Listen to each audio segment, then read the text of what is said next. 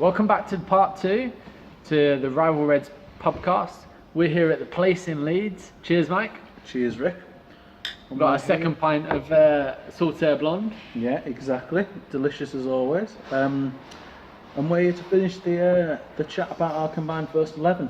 Yesterday, or rather earlier today, we haven't been drinking for that long. 2 minutes ago. We got our goalkeeper and defence sorted out. Yeah. Just to recap what they were, it was David De Gea in goal, of course.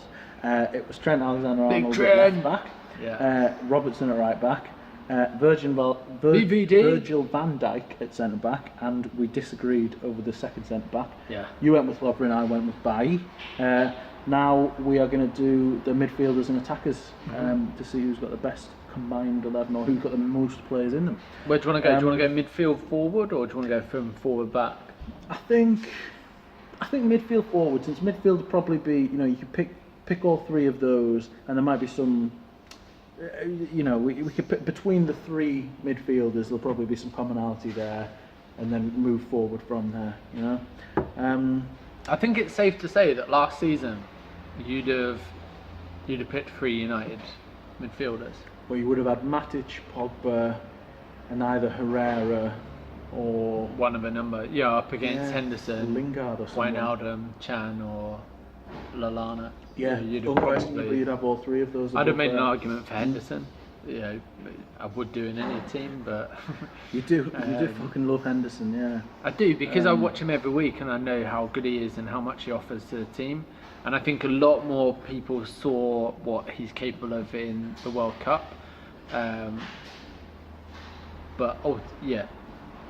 get into it. Look, you're right. Let's get into it. Exactly. So and then we can talk about I think there's one player who, despite both of us signing new midfielders, stands out apart from the rest, and it's not due to current form, but it's just due to the absolute ability and perceived ability. I think you've got to say ability. Given that he's won a World Cup, given that he's got to 2 Champions League finals with Juve, and has been a pretty central player of both teams, I think you've got to say it's he's got the ability to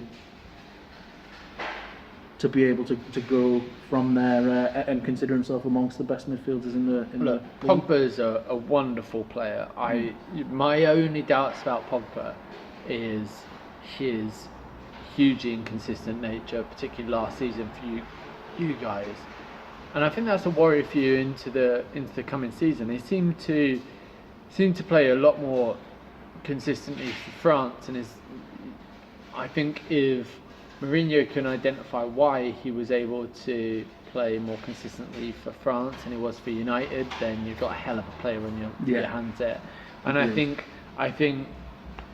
we discussed this before. I think I would always prefer to have a player that is capable of world-class things on the pitch rather than one that is wholly consistent. He'll consistently give you 6.5s out of 10. Well, 7s or 8s, but I'd still prefer the player that is capable of 9s and 10s. Yeah, it's the reason why I watch football, isn't it? To see a mercurial talent like that do something that very few people could do with football, and he showed glimpses of that in the World Cup. I think the goal that sort of summed up what Pogba can do was the France final goal that really sealed the tie when I think he put them 3-1 up, where he played the initial ball out to the wing, just pinged it out to the wing, and it was a great pass through to Mbappe to release him, then sprinted up and showed the athleticism to get past both tiring Croatian midfielders, came back to him on the edge of the box, took a touch, took a shot, got the shot back, and on his left foot slotted it home at the second time of asking. And there's just not many players other than Pogba could have scored that goal. Not one player could have done each part of that. For me, I think incredible. If you're in a game where you're either struggling or where it's a really tight game, if you've got a player playing at 7 or 8 who's playing well in the game, it's not necessarily going to win you the game. Whereas if you've got an inconsistent player that's capable of world-class things, okay, you might have an off game and you might end up losing the game, but he also might end up winning you the game. Yeah, and in those one-off games, it's absolutely, I think, essential, not necessarily over the course of a season in the league, but in a one-off game, you're always going to choose the mercurial player over the reliable player, I think. Yeah, I think you're right. You're just more attracted to that sort of player who's got that ability. And for that reason, then I think, particularly off the back of the World Cup, you've got to have Pogba in there, front and centre. I think he's the first name on that midfield team sheet. I think it's fair to have Pogba in there. So now whether you play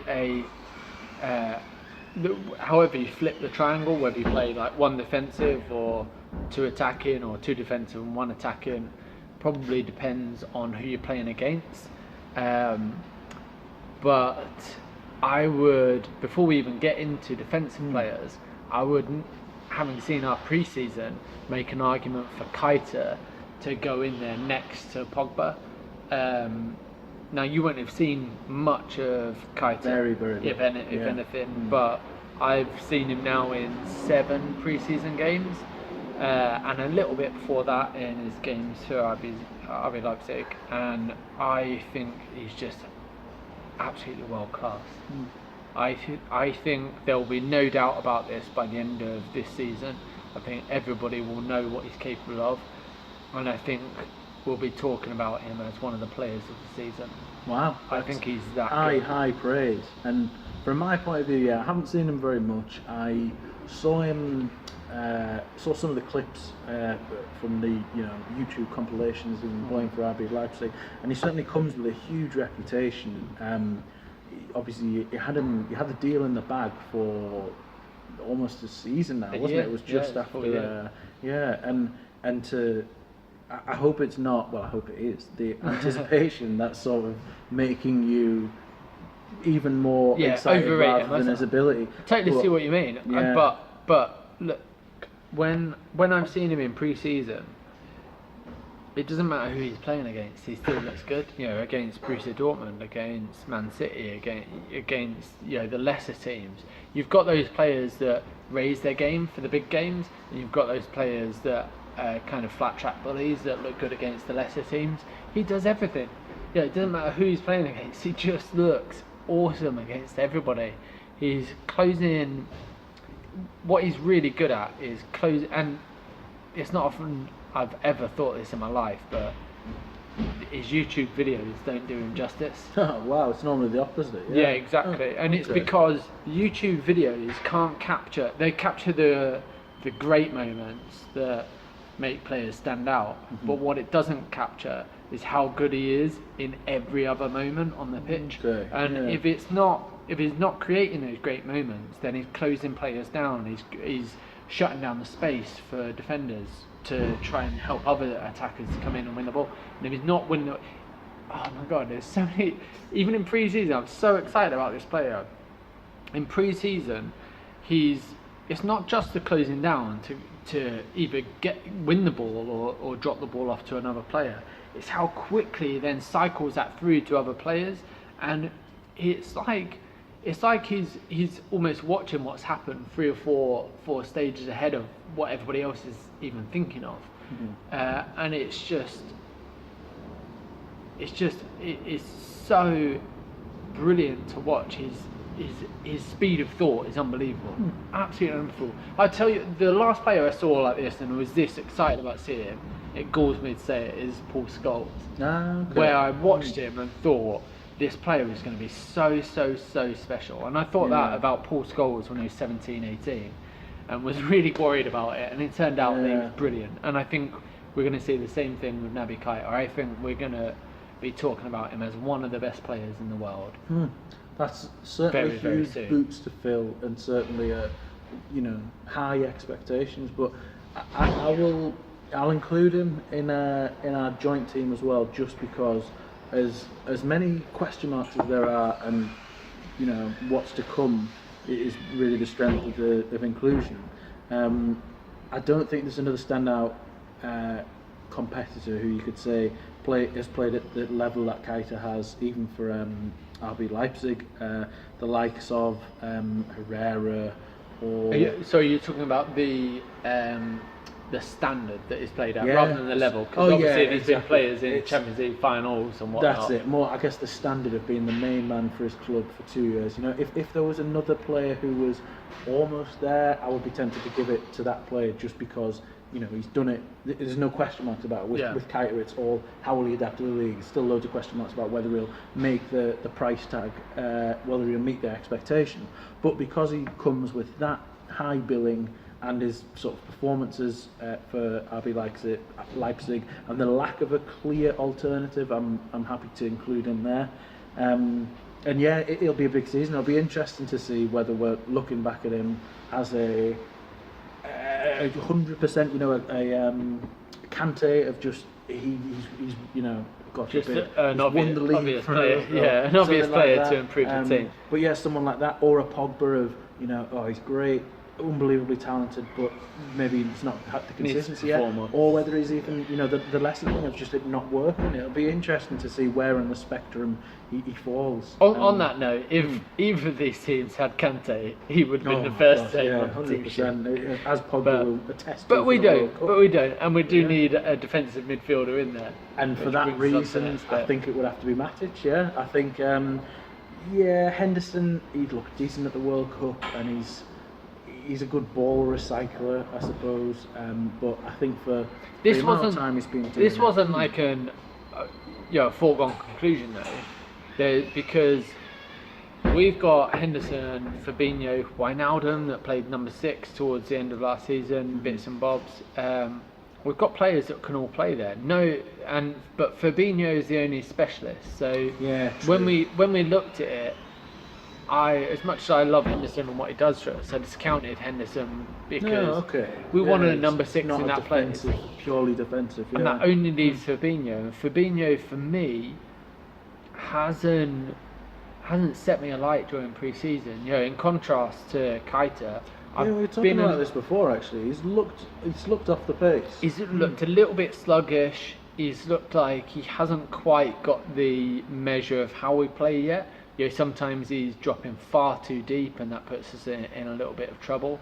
Other times, the way that he's winning the ball is really exciting, and so I think he's shown promise that he could be great if he gets the measure of the team and if he slots in well. But at the moment, I'm going to say I'm cautiously optimistic with Fabinho, but I certainly wouldn't be able to confidently put him down in a best 11 That's right for team. now. I'd agree with that, and I think for that reason, just because of his track record, Matic, he came in last season and it was a weird one because for the first 2 or 3 Chelsea games, let him go. How did they let him go? It was a really strange one, and I think as Conte has touched on since, you know, it wasn't a decision that he made, and it wasn't a decision he wanted to happen, and it just was allowed to happen. I mean, the theory is that it was basically Abramovich saying, I want to give you this move that you want as a service to you for winning us 2 titles. And saying, we'll reward you with this move to be reunited with Mourinho, and hopefully he doesn't regret it at this point. But he was a funny one for United because in the first 2 or 3 games he looked like he'd do everything. He looked like Michael Carrick with a proper nasty streak and a proper physicality to him, and you just thought, fucking hell, this guy is every bit the midfielder you sort of assumed he was. Then he got a bit. He lessened from that level of performance, but at the end of the season, after Lukaku and David De Gea, for some fans even before Lukaku, he was the number 2 or 3 performer of the season just because of his consistency. Like, United fans soon realised, like, you could count on him every single game to play that exact role, and if the teams around him is performing, he will just do his job with no questions asked. And I think that's exactly what you want from a number 6, someone who will never be completely overrun, and who will just have the football and intelligence, the physicality and the reading of the game to be able to shut shit down before it becomes an issue. I've got to be honest, alongside Lukaku, he was one of the main reasons that I was worried about what United would do last season. I'm glad that it didn't pan out because they were rubbish. They still finished above you. Yeah, because we let you. But either way. Yeah. But yeah, so Matic, I think it's fair. choice I at think number it's 6, fair yeah, absolutely. to put him in there. So it Now we brings us move on on to to the the front three. Should we start with right wing first? Because I think that's the least controversial. Given the flexibility of where players can play, apart from maybe our first choice, I think we start on right wing. So Salah, obviously playing over on right wing. Mane used to play over there and got displaced by Salah. Sure, but I mean, is it even disputable? This guy is like just so electric last season. He was. I don't think there's been anyone better than him on the right wing in Premier League history. I mean, to say that with a straight face is it's ironic. There's a player who scored 43 goals, won trophies. It might be a bit of a foreign concept. I can't even think who you mean. It's that boy Ronaldo who made England look shy. But he was magnificent, and he was certainly in that level. And I mean, he was one of the best players. Yeah, I'm obviously on the planet, messing, really. but there was no doubt that Salah was not just the best player in that position last season, but the best player in the league last season. Yeah, 100%. He was the best performer in the league by. Well, I mean, it was between him and De Bruyne, wasn't it? But he could have picked either. Different positions, but both were absolutely superb. And Salah was comfortably the best of the rest, I guess, or he won every single player accolade going. Exactly, and just that level of goal scoring. He's probably going to be up for Ballon d'Or. Yeah, I think he might. I think he's got an outside chance of that just because of how freakishly good he was. It remains to be seen. There's slight question marks about whether he can have even a similar season next year. But regardless of that, on that note, he scored after 54 seconds for coming on for his first pre-season game. It's a good way to start. Who was that against, by the way? Was against United. Yeah. He 54 seconds of coming on. Yeah. No, he started. Sorry, it was in the game against City. City, okay, I was going to say, I mean... City scored after 54 seconds. We were shit in that game, mate, but I'm not letting you get Salah stats out of the Arsenal. No. Got to draw the line 54 seconds after coming on against City, he scored. That's pretty impressive. And he's amazing. He's a phenomenally gifted player. And particularly considering our right wing option, I wrote down Mata, but that was basically... Just so you didn't have to give up Sanchez.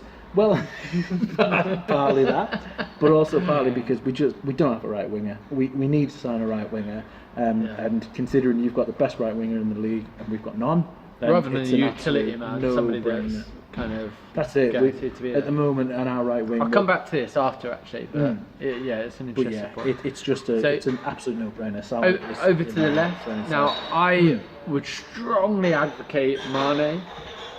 I don't think Salah would have had the season he had if it wasn't for Mane. Interesting. I think he's absolutely brilliant. I think Mane would have had an even better season had he been on the right. So I think Mane gets into the team, for me, either on the left or the right, ahead of any of your players. I think he's a better right-sided player, certainly based on last season than any of your players. I mean, it's a brave claim, and I think... I do really like watching Mane. There's been times, particularly not even last season, but the year before, where you'd watch Mane and you just think, why the fuck didn't we sign someone like that? Because he would just be electric. He would just take players on. You're just wondering how you play against him. Yeah, exactly. It would just be pure, direct, aggressive, skillful going towards goal. And it was frightening. It really was frightening. It was a player who gets you out of your seat.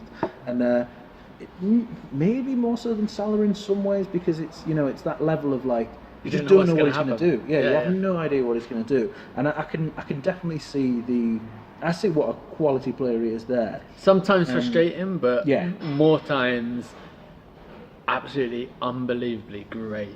Yeah, exactly. And when we were linked to him from Southampton, there were some United fans at the time who were saying, oh no, he'll be either another Valencia or he's below our quality. And how wrong we were proving. Yeah. Because the job he's done for you has been phenomenal. I mean, his performance against Roma in Yes, the he was first leg. fantastic in that. And in the Champions League in general, it was just ridiculous. I remember group games where it was him versus an entire defence. I think he scored 10 or 11 in the Champions League this season. Well, all our front three, I think, scored 10 or 11. It's no secret where your success lay unbelievable last season. Yeah, and together they did complement each other. But I haven't gone for him, despite what I've just said about how good of a player he is. And that's just because of the pedigree that Sanchez brings to any team he's in. Didn't happen for him last season. He didn't look a shadow of the player that he was for Arsenal, really. And there are still question marks of whether he can fit into the Mourinho system. But I just think that, barring that 6-month period last season, he's always been one of the best players in the league ever since he's arrived, really. Right from the first season he's arrived, it's always been, probably Sanchez, Hazard, and one other for the best players that the Premier League has to offer. I totally agree, but on the basis of his performance last season, that's why I have gone for Mane, because as much as I think Sanchez is a wonderful player and would have been even better if he'd have come to Liverpool, I think Mane was a better player last season. And for me, it's as simple as that. I couldn't argue against that. I couldn't argue that Mane was better last season, but I think that this is one of those rare cases where you just have a player who's slightly out of form, but whose peak is among there with the best players in the world. Really. But I don't think he's suited to United's way of play. Question mark still remains. Yeah, I mean, he's looked good in pre-season in parts. And are we judging these players on what they would offer to a joint team, or how they performed last season? I thought it was based on how we performed last season. I think it has to be a bit of that, but it has to be a bit of the quality of each player against the other as well. And this is where I would say that Sanchez has Mane. For as good as Mane was last season, and as good as he's been for the last couple of years, you're talking about a superstar versus a very good player who's at the middle, who's approaching the peak of his career. Could be that in 5 years, you look at Mane in the same breath as Sanchez, or you look at him as one of the Premier League's stalwarts, as one of the best ever players. I would, at this point, I think I've got to give it to Sanchez. I would love for us to sign Sanchez as a backup to Mane. I'd love it. I would absolutely love it. And can you imagine if Mourinho let that happen? Yeah, I think that's the only reason. He was feeling particularly vindictive one day and was just saying, Sanchez, I told you you're not all that, mate. You've not played a left wing back position for me once this season since I joined. You didn't. We've had their right winger has been running down your flank and you have not defended your own box adequately enough. I'm selling you a clock. He's going to play you as backup. I think he'd be a great player for us, but I don't think he'd make our first team.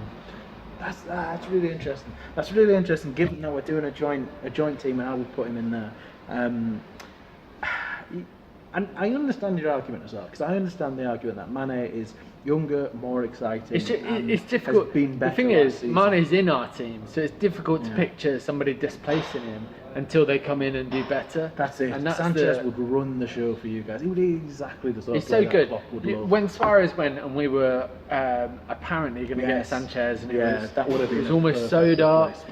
When I saw him at Arsenal that season, I was like crying in my cup. So it was just like, if we'd have got this guy, what could have happened? What could have been? Definitely. But and the whole time he was at Arsenal, he was fantastic. But going to you guys, it's just been. It's not for me, but I imagine for you guys, it's been a huge letdown because he just hasn't been what you expect. And he's been one of those players that. To be fair, you only signed him to stop City getting. We didn't have a clear position for him, and it's with that in mind that I would still say, he's a lot better than what he showed with us. But this season, I think this is one of those that this season will almost definitively say one way or another. It'll say, I look daft for putting Sanchez in my team. You look daft for not including him, given that he's had been the top goal scorer. Because that's the level that both these players are. I think maybe on a wider note of what United need to do, perhaps they need to change the way they play in order to accommodate him. I think so, because Mourinho's made it clear ever since he come that this left wing position is his. He's shown such sort of favouritism to Sanchez over Martial, who's performing really well there when he first came in, to say no, Sanchez is my left winger now, full stop. So he showed faith in him in that respect, but it's the same sort of situation with Pogba where sometimes it feels like it's just them against the entire opposition, where there's no cohesive attacking unit, and it's just give the ball to Pogba, give the ball to Sanchez, right, see what you've got, and then it ends up with both of those players getting frustrated. So unlocking our attack, which sort of reversely I think we do by unlocking our defence, because we get that confidence in our defence to commit more people forward, is the key to getting the best out of Sanchez and Pogba. And there's no denying that we he's can a do great that this player, season, to see the best of him. But I'm still going Mane. That's fair enough. I think this is going to have to be another one that we disagree on, because Sanchez is one of the best players in the league for me. Which brings us to the final choice, number 9. Yeah, exactly. And as a number 9, who could you want? Who epitomises the number more than one Romelu Lukaku? Do you know, of all the positions, this is the one where I'd have been happy to have either. Yeah, I think I'd have been absolutely happy to have either. Agree with that. And I think maybe it's an occasion where you say, well, one of them needs to play against one team and one of them needs to play against others. Lukaku is a proven flat track bully. Firmino loves to score against high class teams. Does he? Is his goal scoring record against his goal scoring record is against everyone, but particularly against Man City. Bloody love scoring. Oh yeah, true. Arsenal. Yeah. Oh my God, does he love a goal against Arsenal?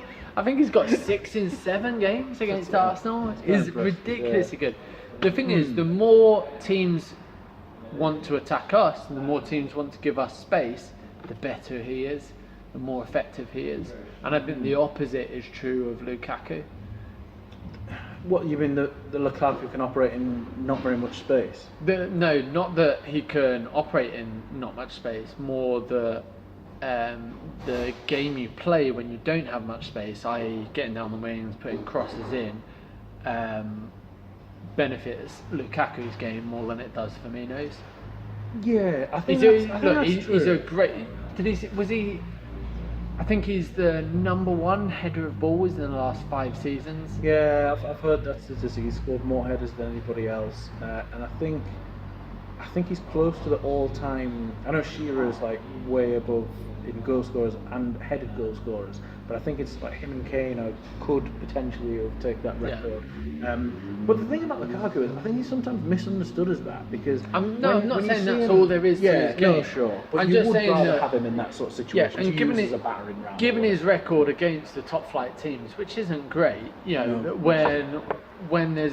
when you're maybe a bit more isolated and you have to have a bit more to your game, I would say Firmino is more likely the man to have in those tougher games. But Lukaku has such a great record against the lower sides. Maybe you'd split it, like you play against the top 10, you play against the it wouldn't be one of those, because in fact you're right, because Firmino, it's doing him a disservice to compare him in this way, but he does remind me of the sort of players that Fergie would play just for those big games, because you wouldn't guarantee a goal from them in those games, but you'd guarantee that it would make it so hard for the opposition and would contribute to your play so much that it's the contribution. It's the goals that he gets for other people. Because he's not just about how do I get myself a goal. He's about how do I get the team a goal, and it's his pulling players out of position, distorting the shape of the defence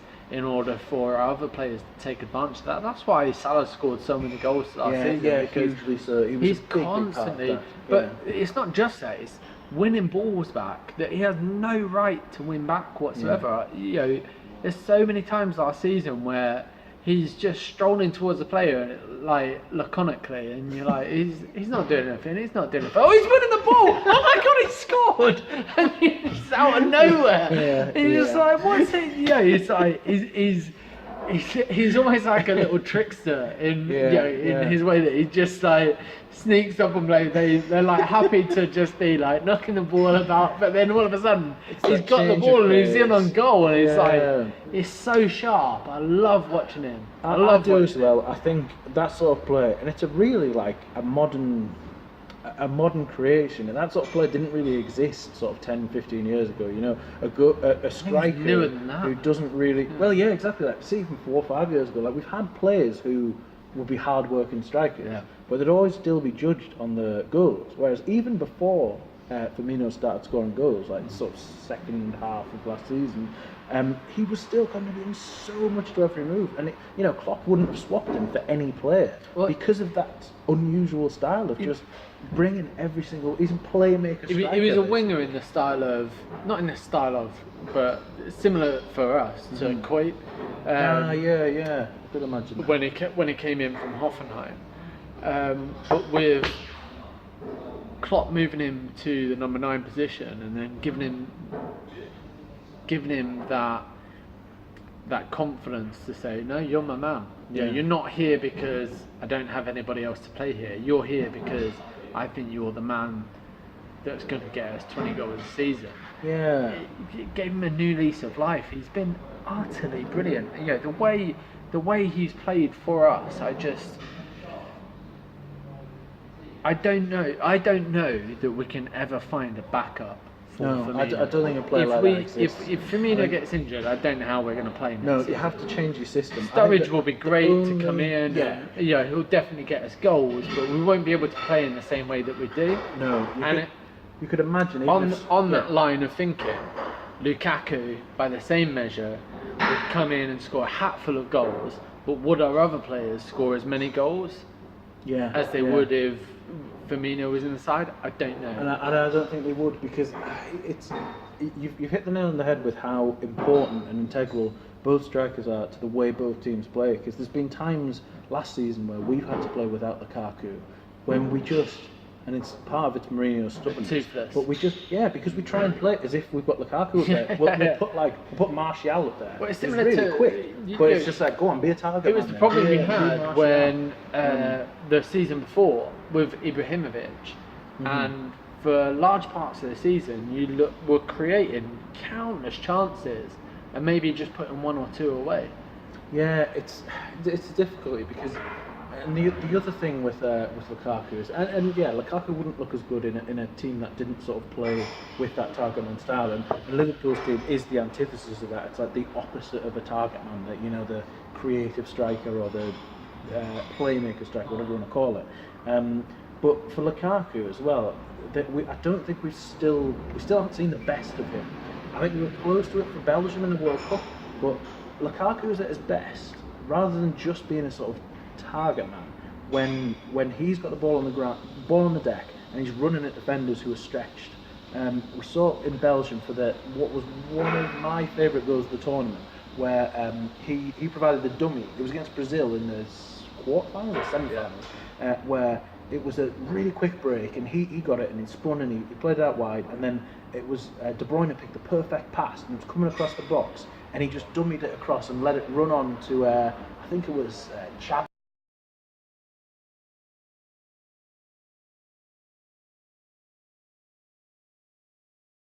And in general in the tournament, with a team who played such sort of an attacking style of football and had the defence in the back ropes, he can play so well with the ball at his feet, running at a stretched defence, and he can pick passes and he can create holes and havoc in the opposition, which I really hope we see that side of him this season. I think he's a great striker. When you signed him, I thought you'd won the league. Yeah, exactly. I just thought I was so on. I put him straight in my dream team. I was like, I'm putting him in my dream team. I hate this guy. I hate that you signed him. But I thought he was going to win you the league. I thought he was going to score 30, 40 goals. I just thought it was going to be ridiculous because he created so many chances in the season before that. I thought he was going to be the man to just put those away and absolutely nail it for you. But I think that's true. And he didn't quite end up like that, but no, he didn't. And I do think he's that good. I do as well. I think his quality is unparalleled. Well, unquestionable. And I think that we've still got to see more from him. He had a really bad spell of form around Christmas time, where a lot of fans were on his back and were sort of saying, he's limited, we're playing to this target. I think the team have really, had a bad spell of form. Exactly, I think that was the thing. I think that's the thing with Lukaku. His form is more beholden to how the team are performing than Firmino's is. I think Firmino is more a player that's going to be able to help the team to win a game than Lukaku. So they're both winners, and Lukaku is a winner that is able to finish off a game. If the team are playing well, he's able to help you to he'll score 3 or 4 and chances. Whereas I think Firmino is more a player that is going to be able to fashion a win when you're really, really, really struggling and down on your... Yeah, I think that's probably true. I think Lukaku can work in a team who's playing well to finish chances, whereas Firmino will be a player who can make a team play well and make a team create chances. And I think it's who's the spark and who's the killing blow, basically, is the difference between them. I don't think we'll ever seen it, but wouldn't it be interesting to see them together? Yeah, you could imagine them playing fantastically together, exactly as a front two. They're perfectly contrasting styles because they are opposite players in so many ways, but both incredibly important to both teams. And I think you hit the nail on the head where it is probably the closest of any of the positions we talked about is this, because both players, you're not talking about potential, you're not talking about what would they be like for a different sort of style or system. We have very similar track records, and both have shown that they can do it, and both are I don't want to say unsung heroes, but key parts of their respective teams. And I think it is a coin flip. It's whichever sort of style of football you prefer. I'd love to see what people think about who they would start. Yeah, agreed. I don't think there's much to choose between these two, and likewise for a few of the others. I think the Sanchez-Mane debate would be pretty spicy. I think having Lovren in your team might split some opinions between Liverpool fans and non-Liverpool fans, because has he sort of fully shed that the mantle of of having an absolute calamity in him? But it'd be really interesting to see what you guys think. More interestingly, do they think that team would win the league? Oh yes, that's an interesting one. Yeah, would that give us enough? Would that give City a run for them jointly to surpass City? So to recap on the team that we've got so far, we've got David De Gea in goal. Alisson is back up. Yeah, Alisson is third choice back up behind Sanchez. We've got Trent Alexander-Arnold on the right, Robertson on the left, and Virgil van Dijk at centre back alongside either Lovren or Bailly, depending on which one you go for. In centre midfield, we've got Matic and Keita alongside Pogba. I think we all agreed on that. On the right wing, we've got Salah. On the left wing, we've got either Mane or Sanchez.